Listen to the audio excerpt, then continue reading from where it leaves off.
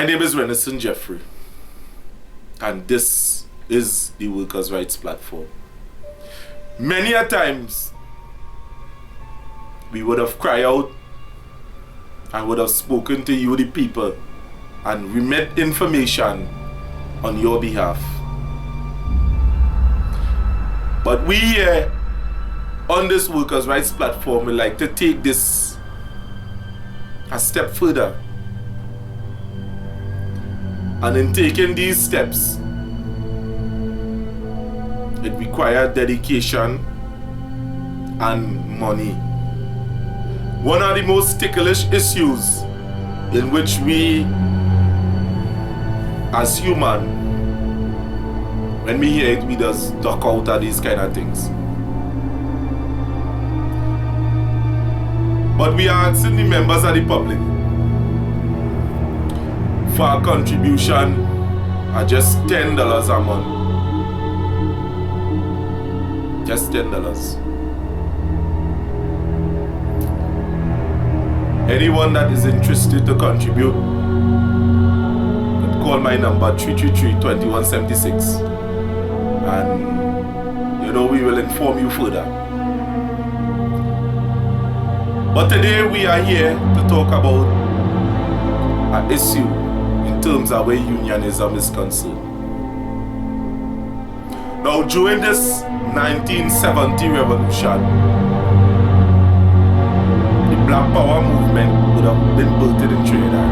A lot of you will know that. But the people with the records, they understand. Now, diving deep into this, many a times, the businessmen would have gotten out of control. And the pioneers of what we call independence know that the government too could also get out of control. Because for many times, many of you would have known men like George Weeks and Uriah Butler as agitators, men that, bring the union up to a certain form of aggression, which is good, by the way. But what would have came out of this whole situation was the recognition of the tripartite powers that exist in society. Many trade unions will tell you this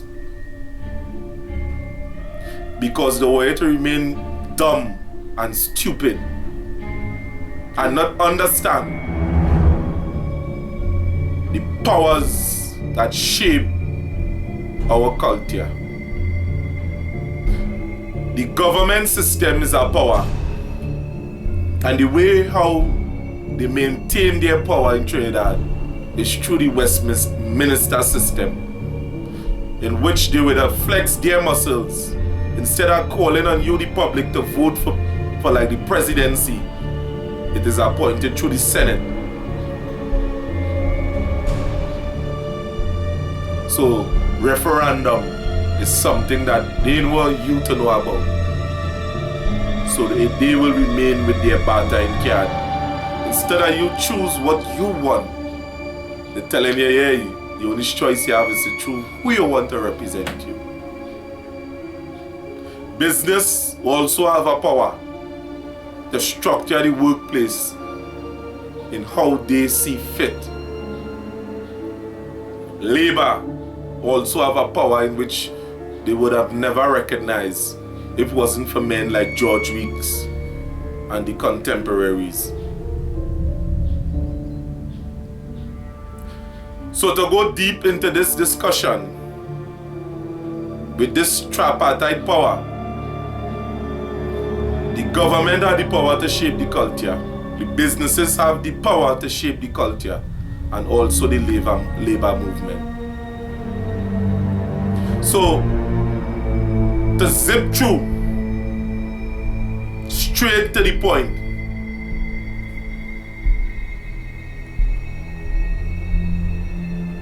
the power to take industrial action by any union is one of the union's greatest power. It's something in which we call brinksmanship. To bring people to the edge of a cliff or organization and tell them, hey, you ain't listening, or we have the power to throw you off the cliff. And we ain't gonna take that. All we want is this, that, and that. But there is how skillful a union leader had to be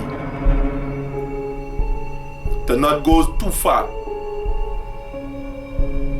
to not to overwin, to overkill, not to go past the finish line, to understand what is taking place in your economy and ask for what is rightfully due. But none of these union leaders would have used that to any effect. Obviously, you would have seen that all them union leaders and them would have tried hard to make sure these matters go to court. You feel any of them reasoning on your behalf? A revolution is due in Trinidad and Tobago. Because the government ministers, all of them excelling, they becoming multi-millionaire overnight. The businessmen becoming multi-millionaire overnight. And you, the people of Trinidad and Tobago, are being left behind. So to say in the least, many of you within our culture is opportunists by nature. So many of you would choose to go where the money is. But how much of you would have known about the tragedy of the commoners, in which the economic system could sustain so much structures, and anytime we go beyond those structures, it will destroy the economy. The allegory of the tragedy of the commoners. And to go a little deep into this allegory, say for example, the economy, with the economy of farmers, and that is how the tragedy would have went. Let me say it had this piece of land in this economy that could have hold, let me say 10 farmers. And these 10 farmers are allowed 2 cows each, which is 20. If the cow would have grazed out these land, it would not have sufficient for the rest. So what these farmers do, some of the greedy ones on them, they would have get 3 cows, and they would have seen, hey, this economy in falling, boy. I get 3 cows, and look, nothing, same thing. And the rest of farmers that seeing this, they started increase by 1. And very soon, the whole system would have fallen. Because we would have watched, hey, one of them get through. Maybe this is not a lie, and it gradually decrease. And next one get through, but hey, but nah. Better all of we get one. And all of us would have purchased one, and the economy would have, the farm, the grass would have been slowly depleted with every increase. But we would not be able, the problem is that they were not able to track it. So whereas it had many administration, one would have been spending money and the next one trying to conserve, and only a few of them gain. Only a few people benefiting from it. What is the solution to the economy of Trinidad and Tobago? How it is we could reach from one place to the next that everybody will have and not suffer. Somehow you would think that there is madness that is being spoken here. But when you look at places like Singapore and Norway, you have to revisit that discussion. Now, it's not madness. It's certain individuals are mismanaging and are unable to manage our spending, our funds, our economy, in which it could benefit everyone. You would have heard the Prime Minister say, well, let me get the rich richer and the poor go get opportunities. No. Yeah, it's not a zero-sum game. For some to gain and some go lost, and it's not a zero-sum game.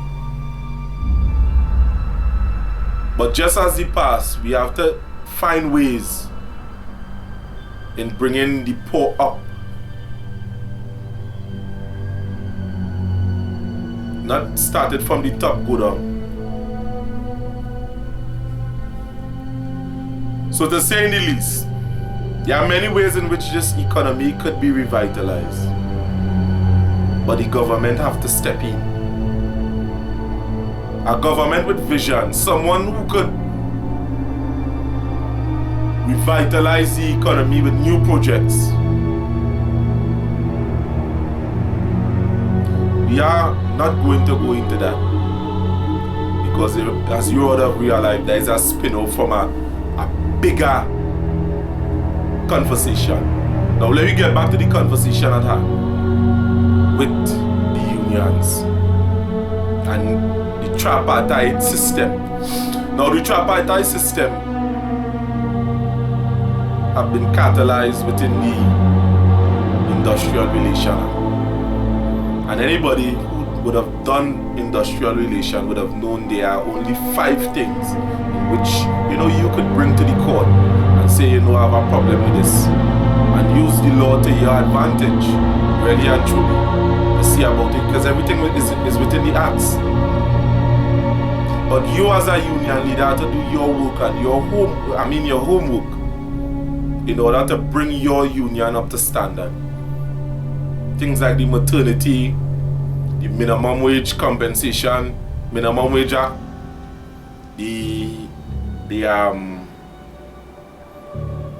wage and benefit, and things like health and safety. Educate the members.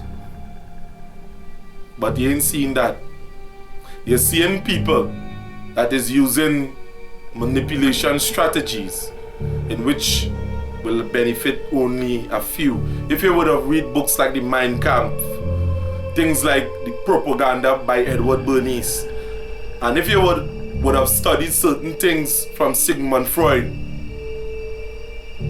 in which they would have used manipulation to, Jean Pierre, in which would have explained certain things, you would have seen, you go see this thing playing off here directly. And this is where we come in. The Workers' Rights Union. There is also the Workers' Rights Movement. And we would have separated into Workers' Rights Broadcasting because it is important that certain message reach you. So it's important that we develop this line of communication between us and you. And not just we are pushing our philosophy, but you have a chance to push yours as well, in which could bring a cohesion between us and you. And you meaning the public. And once he is a human, he is my brother.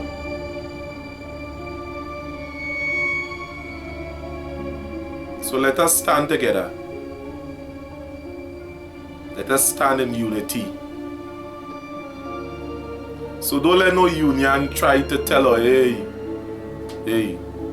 let me carry this to court. Let me try to exhaust all other avenues first. Don't let them tell her what they want. Right, my name is Renison Jeffrey. This is the Workers' Rights Platform. and we will continue to bring you more ball by ball comment like this. And subscribe to the channel. Enjoy your day and thanks for listening.